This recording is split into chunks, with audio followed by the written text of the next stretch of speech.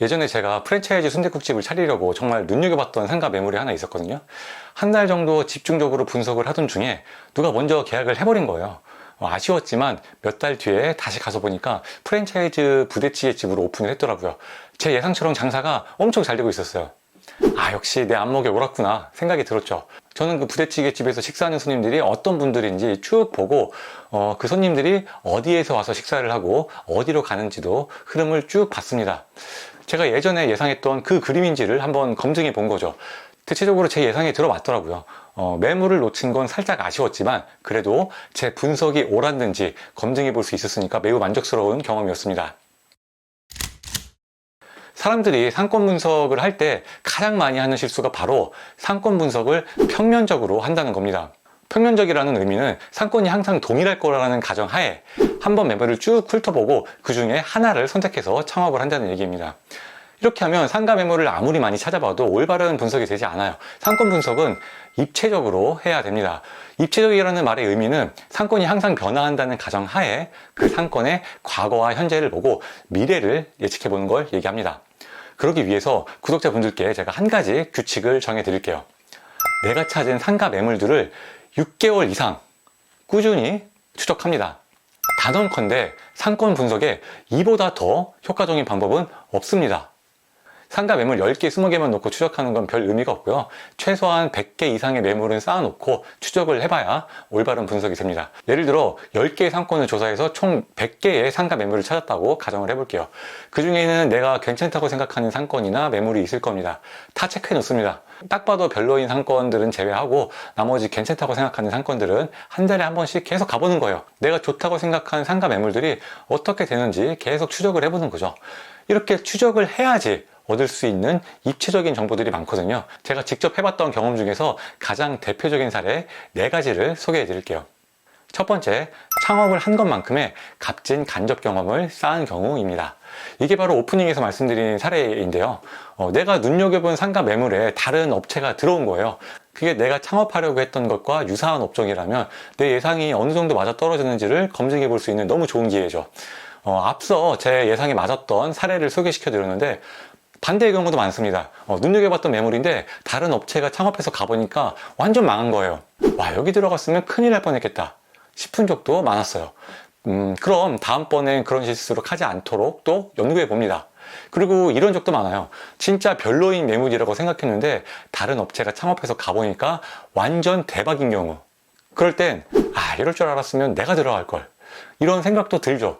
하지만 또 좋은 경험이니까 제가 어떤 판단 실수를 했는지 연구해 보는 겁니다.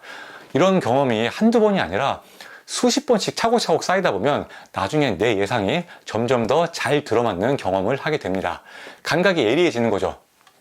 두 번째, 제가 처음에 판단을 잘못했던 것이 증명된 사례입니다. 한 상권을 최초에 조사해 봤을 때 매물이 10개 정도 있었어요. 굉장히 마음에 드는 상권이었고 상가 매물도 나쁘지 않았습니다. 그런데 6개월 이상 추적을 해보니까 제가 본 매물 10개 중에 팔리는 매물이 거의 없는 겁니다. 오히려 추가적으로 나오는 매물만 늘어나더라고요. 나중엔 매물이 20개 가까이 쌓였습니다. 망해가는 상권이었는데 제가 처음에 잘못 판단한 거죠.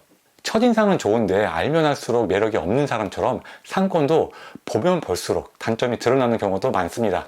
그래서 좀 진득하니 지켜보는 시간이 필요해요. 세 번째는 두 번째 사례와는 반대로 제 판단이 옳다는 게 증명됐던 사례입니다. 한 상권에서 제가 본 매물 10개 중에 2개가 괜찮다고 생각을 했는데 2달 만에 그 2개의 매물이 다 팔린 거예요. 다른 8개의 상가 중에서는 한두 개 정도가 팔렸던 것 같아요. 그리고 나서 3개의 매물이 더 나왔는데 그 중에 1개가 또 마음에 들어서 눈여겨봤거든요. 한두 달 뒤에 다시 가보니까 역시 그 매물 하나만 또 팔렸더라고요. 내가 괜찮다고 생각하는 매물만 계속 팔린다는 건 어느 정도 내 판단이 들어맞고 있다는 근거가 될 수 있습니다. 제 판단이 들어맞고 있어서 다음번엔 이 상권에서 마음에 드는 매물이 나오면 그때는 집중 분석을 한번 해보기로 마음 먹었어요. 그리고 몇 달 뒤에 그 상권에서 마음에 드는 매물이 나왔고 계약을 했습니다. 네 번째, 해당 상권에 들어가는 적절한 시기를 판단하는 경우입니다. 제가 마음에 들어서 4년 전부터 지켜본 상권인데 신도시라 월세가 비쌌어요. 너무 비싸니까 공실도 많았고요. 세월이 흐르면서 전체적인 월세가 점점 내려갔고 좋은 자리는 다 입점이 완료됐습니다. 다른 어지간한 상가들도 대부분 입점이 완료되었고요. 유동인구도 3년 전부터 계속해서 늘어나는 추세이고 건물들이 하나씩 올라가는 걸 보니까 앞으로 더욱 발전 가능성이 높아 보였습니다. 좋은 매물 나오면 바로 들어가도 되겠다 싶은 생각이 들었죠. 그래서 6개월 동안 꾸준히 추적을 했습니다. 그러다 상권 형성 초창기에 들어갔다가 망한 카페 하나가 매물로 나와서 계약을 했습니다. 저는 항상 계약하기 전에 이렇게 몇 개월간 추적을 해본 후에 창업을 합니다. 아무리 마음에 드는 매물이 처음에 딱 나타나도 일단은 걸러요. 한 타이밍만 평균적으로 봐서는 딱 그 순간밖에 모르거든요. 우리가 장사를 하는 시점은 미래이기 때문에 과거와 현재를 보고 미래를 예측해보는 과정이 꼭 필요합니다.